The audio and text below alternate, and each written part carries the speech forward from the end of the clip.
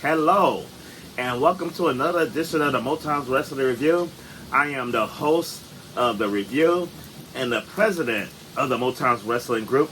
I am Tony Motown Allen, and of course the Motown Wrestling Group is on Facebook. If you're not part of it, make sure you join. You can search for MWG on Facebook, or you can just type out Motown's Wrestling Group. I am here with a SmackDown review, but this is going to be a little bit extra for this show because we got a jam-packed weekend of wrestling.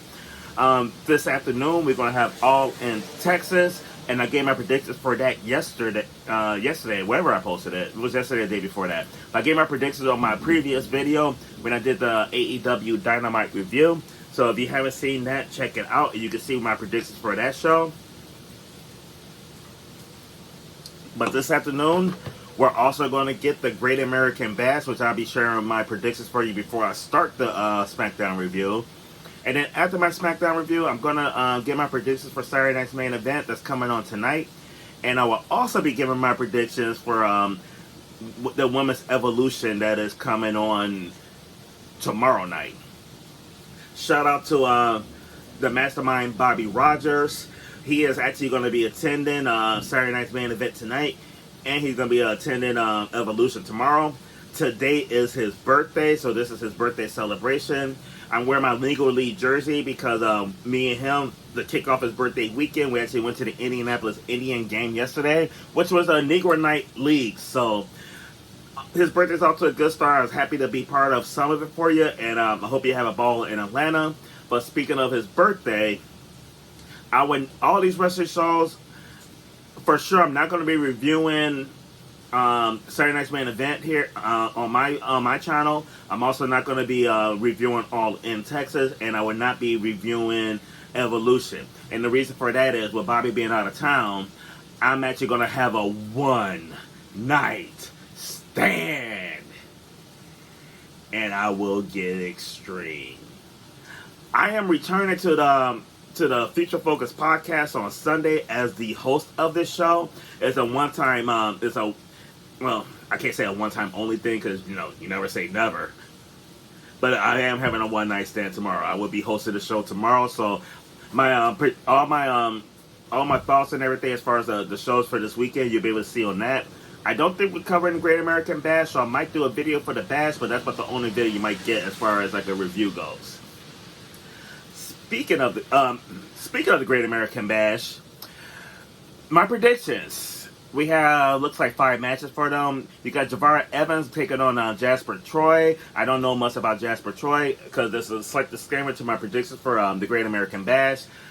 I don't get the CW, so I don't really I don't follow NXT on a weekly basis other than what I see in my group and what my mother tells me because my mom doesn't watch it religiously. But in this match, Javon Evans is a tremendous talent, so I definitely got to go with Javon Evans. The next match will be Ricky Starks versus Ethan Page for the North American title, and I'm going with Ricky Starks to get his title back. I believe that was like a last man standing match or something. After that, I guess So Ruka retaining her title against Izzy Dane. In the women's tag team match, I got Jordan Grace and Blake Monroe.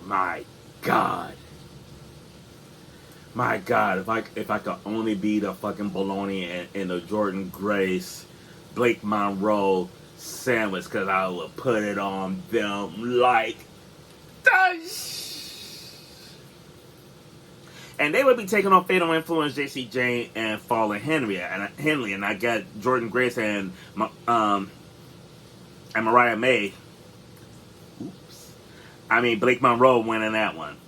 And in the main event, I got Obafemi retaining his title and yet another triple threat. It seems like that's all he really does is triple threats.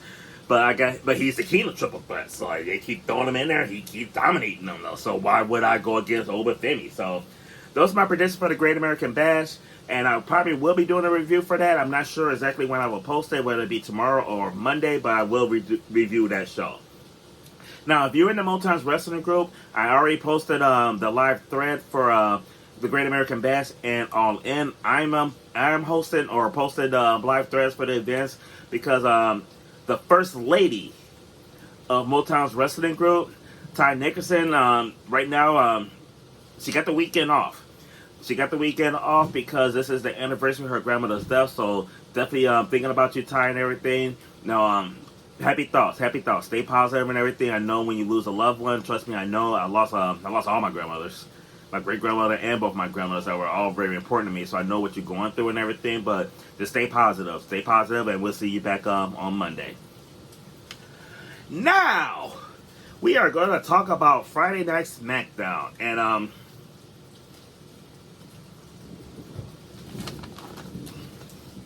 and the show kicks off with LA Knight. LA Knight was in the ring cutting a promo, then he was interrupted by Paul Heyman, and it's kind of funny because Paul Heyman actually sounded like he got a bigger pop than LA Knight. And for anybody new to wrestling or not really huge wrestling fans that's watching the Can You Support Me? A pop is basically the reaction. So like the bigger the pop, the bigger reaction. If everybody goes crazy cheering and everything for you, that's the pop that you got.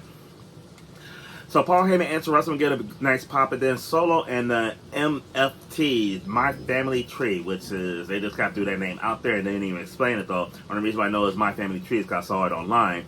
They came out and interrupted Paul Heyman, threatened Paul Heyman if he didn't leave, and of course Paul Heyman left. And then My Family Tree was going to take out LA Knight, but then Jimmy Uso came in to make the save. And then Nick Aldis comes out playing Teddy Long because we got ourselves a tag team match, player. It's gonna be Jimmy Uso teaming up with LA Knight, taking on Solo Sikoa and JC Mateo. So Matanza gonna be in the ring again. And anytime we get to see Matanza from Lucha Underground in the ring, is always a good thing. Now our first match of the night is a women's fatal 4-way. So they pick one member of each team that's gonna be facing off for the women's tag team titles at Evolution. You got Alexa Bliss taking on Roxanne Perez, taking on Sol Ruka, taking on Kairi Sane. And Marcus Cummins from the Motown Wrestling Group is going to be pretty happy with this match because his ref boo got this match. Alexa Bliss hit a kind of a off sloppy. I'm not sure exactly how it was, but she hit the Sister Abigail on Kairi Sane to win. It was kind of funny because she had a nice counter with her knees that was perfectly timed to the same elbow, and then follow that up with a weird looking Sister Abigail. But it is what it is. Alexa Bliss got the win for this match. Match was it was okay. I gave it a C. Wasn't overly in love with it. I did like all the women's participating in it though. I mean, Alexa Bliss could get it. She can get it all day, every day, and twice on Sunday. Roxanne's little ass could definitely get it. Because anybody know me, I want to put it on a midget. I definitely want to put it on a midget, and Roxanne is the closest thing to a midget in this match. So Ruka's a little sexy, and I ain't gonna lie. I'm gonna channel my inner Robert Black, and I will give it as Kairi Sane as well. So, but the match itself was a C. And then we move on to our next match. The next match is for the Tag Team Championship. It's the Street Profit versus the White Six. And even before I even saw this match, I was wondering why is this on SmackDown in that Saturday Night's Main Event. You got a World Tag Team title match. I think it's a bigger deal than the SmackDown mid-card match. I think it should have been on Saturday Night's Main Event. I guess Saturday Night's Main Event is not your typical PLE. It's not really a PLE per se. It's an NBC event. So it's essentially like a Raw or SmackDown. Honestly, it could be a lower tier, maybe. I don't know. But I just thought that, like, if you're pushing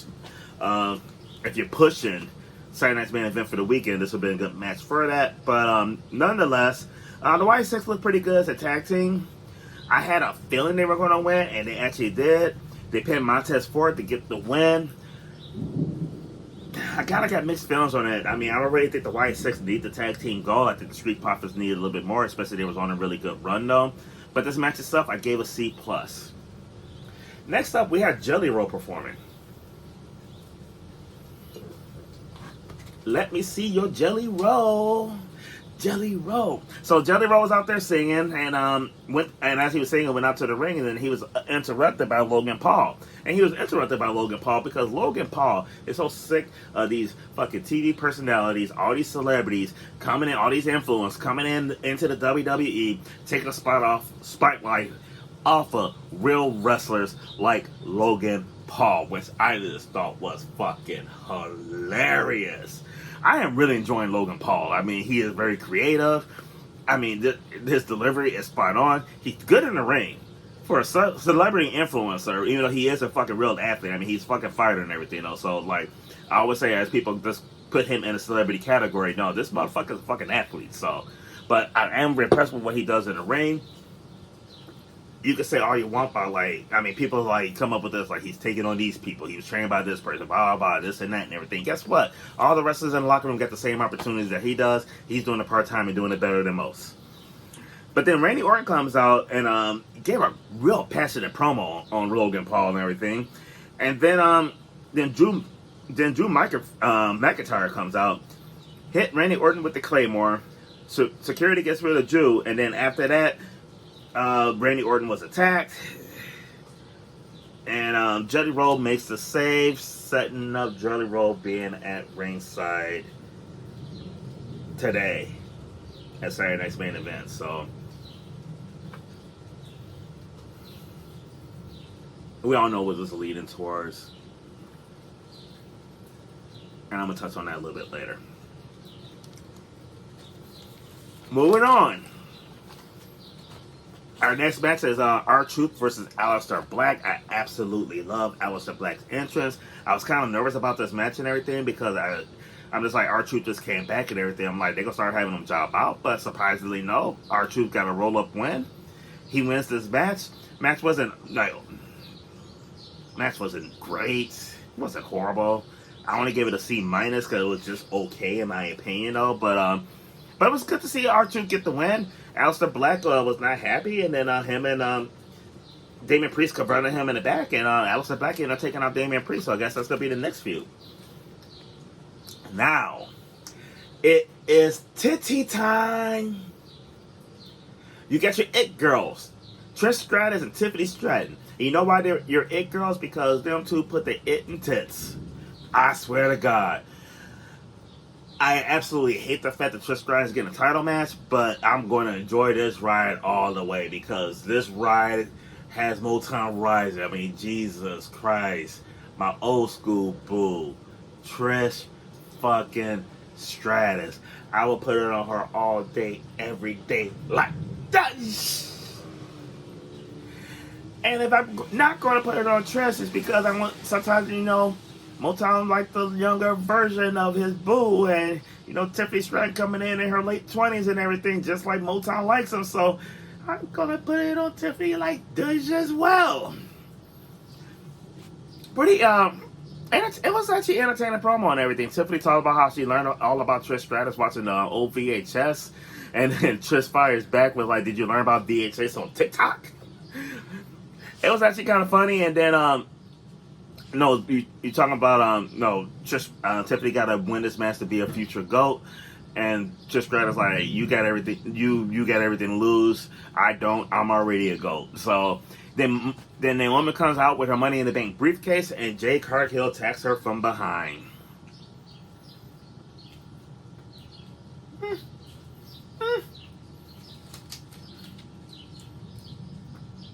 Oh God, that's not good. My cigar went out. Motown's not happy about that. But moving on to SmackDown, the rest of the show. Actually going to the main event, player, because we got a tag team match. Jimmy Uso and LA Knight. LA Knight. Yeah! They're taking on Solo Sikoa and Matanza.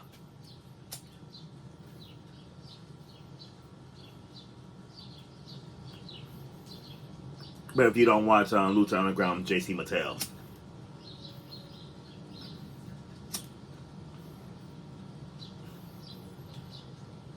But I call him Matanza like some people call Ali Cassius Clay. That's his name. Overall,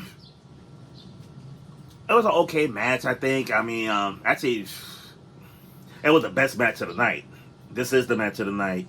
And it was okay. Like, that just kind of shows the match quality on this one. I will say that, like, I would give the AEW Dynamite definitely a big nod over SmackDown. I mean, I watched the AEW on Wednesday, just watched this on Friday, and the action on AEW was better. I will give them that, though. I enjoy SmackDown a lot as far as, like, all the hype and the storytelling and everything they're doing leading up to this weekend and everything, though. But match quality itself, good, not great. I gave this one a B-.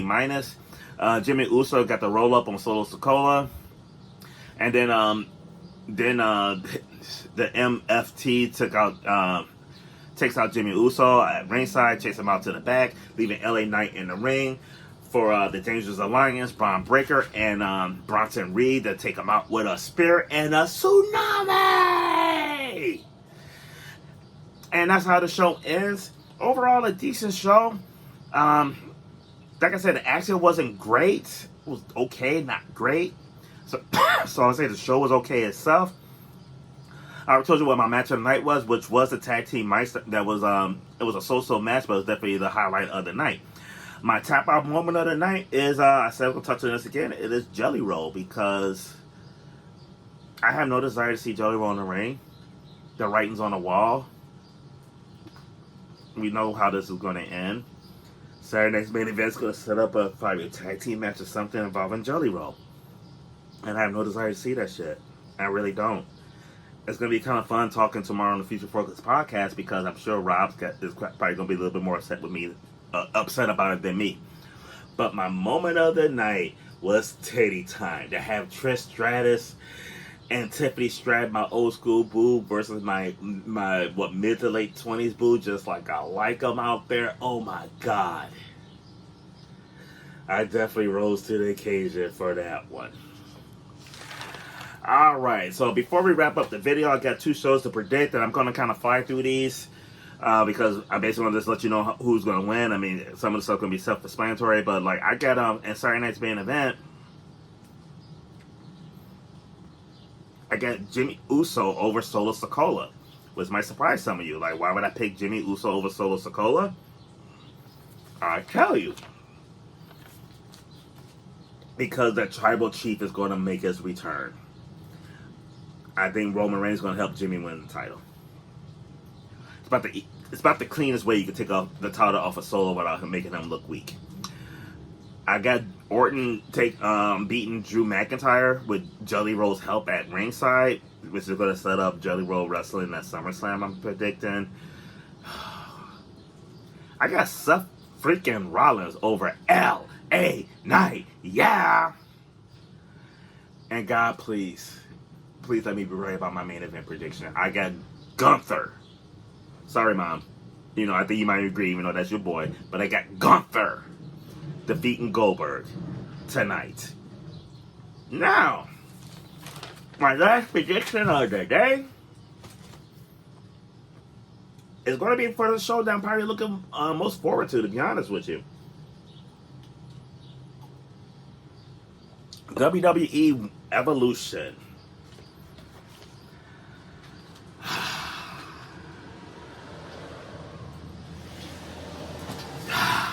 A whole lot of women in this match, in this card, and I'm really looking forward to it. But the one I'm not looking forward to, the I don't give a fuck match, is really the triple threat between Becky Lynch, no, that fucking bitch, Bayley, that fucking bitch, and Laura Valkyria, who's another fucking bitch. I don't give a fuck about any of these bitches. But I'm actually going to make a prediction, and my prediction is Laura Valkyria wins. Bayley don't need that title. Becky don't need that title. They're fucking established as fucking bitches. And unfortunately, they're established as legendary superstar bitches. They don't need that title. Laura Valkyria does, so I'm going with Laura.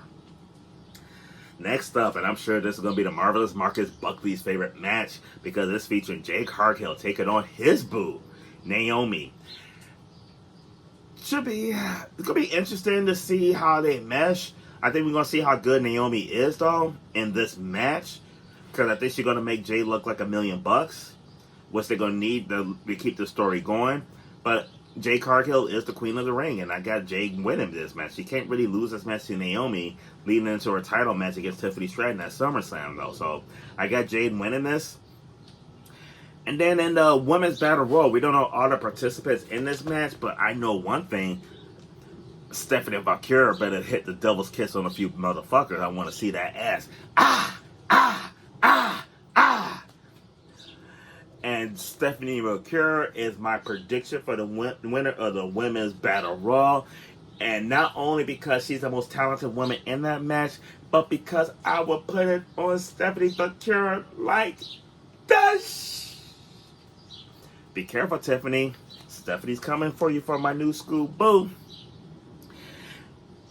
Next up, we had the Judgment Day. Roxanne Perez and Tiny Tits herself, Raquel Rodriguez, taking on 5 Feet of Fury, which is how I like my women, Alexa Bliss, and Charlotte the Goat Flair. Taking on Zaruka, taking on the Kabuki Warriors, which is just like, it's the Kabuki Warriors as they fall back on how they're going to use Asuka. Asuka is so much better than what they're doing with her. It's like they gave her like a nice return, a nice singles push for like a little second, just to lose to Jade Cargill, and just for them to say, we ain't got shit for you other than we're going to put you back with Kairi Sane. We don't know what to do with either of you.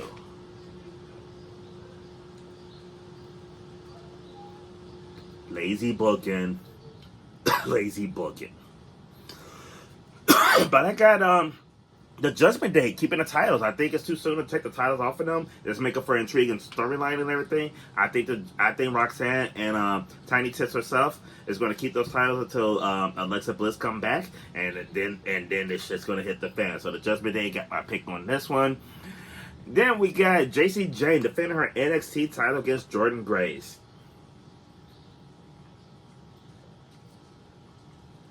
I know I told you I haven't been watching a lot of NXT, so as far as storyline goes, I'm not sure where they're at with this, but I don't care what the storyline is. There is no fucking way. There's nothing that I could have seen. There's nothing that you could tell me that will make me think that JCJ could beat Jordynne Grace. Nothing. At all. Jordynne Grace needs to dog walk that bitch's ass. She needs to dog walk her. She needs to beat the dog shit out of her. This needs to be a squash match. She needs to completely dominate this thing for 2 reasons. Jordynne Grace needs to dominate this thing and win that title. Number 1, she already been fucked in the past. You already kind of already held her back with her previous losses to Roxanne Perez and Stephanie Vaquero, even though Stephanie Vaquero is a fucking superstar. But you're already kind of going a step backwards with Jordynne Grace having lose those matches. But the other reason why Jordynne Grace needs to win this match is because she is 100 times better than JC fucking Jane. This ain't even a match. No, there's nothing competitive about this. She needs to dog walk her ass. You could put JC Jane's tag team partner in this match, make it a 2-on-1 handicap match, and I will still pick Jordynne Grace. Anyway, now we move on to our next title match, which is Tiffany Stratton defending her title against Trish Stratus. And like I said with Goldberg, I'm saying the same thing with Trish. And you can tell I'm not being a hypocrite, because anybody that know me know that I absolutely love Tiffany Stratton. I mean, I love Tiffany Stratton too, but I love Trish Stratus. She had a shirt on, Your First Crush. Yes, you are, Trish. Yes, you are. Well, you're not really, but for the moment, we'll just go with that. But Tiffany Stratton should win this match. I'm not saying she need a dog walk Trish like Jordynne Grace need a dog walk JC Jane though, but come on, Trish. But you can't have her lose this match and everything. It serves no purpose at all. So Tiffany all the way on this one. And then our last match, and I believe this is supposed to be the main event of the night. Io Sky is going to be defending her title against Rhea Ripley. And I'm really torn on this. This is almost like if you watched the last my AEW show, Okada versus Omega. I picked Omega, and right now I'm still saying Omega though. But like I said on that show, you can ask me later. I might give you a different answer. This is that match though, because I'm torn between the two. It's really hard for me to say which one's going to win. Part of me thinks that Io Sky is going to beat Rhea Ripley, keep her undefeated streak going against Rhea Ripley. But my prediction is actually going to be Mommy will end up on top here. Mommy will get her first win over Io Sky. Mommy will get her belt back. And Mommy's going to look so fucking good doing it. And Jesus Christ, I will put it on Io Sky and Mommy like this. And I am going to dush Mommy more than Io Sky. But that's all I have for you guys right now. I know it's a lot to cover between 3 predictions and a review though. But we got a lot going on this weekend though. So make sure that you like the video and subscribe. Make sure you tune in for all the events for this weekend. I should be doing a Great American Bash review, but make sure you tune in to the FTW podcast, 4:05 Eastern tomorrow, 3:05 Central. Tomorrow I will be doing a one night stand and hosting it, so make sure you tune in. Until next time, I'll see you guys later.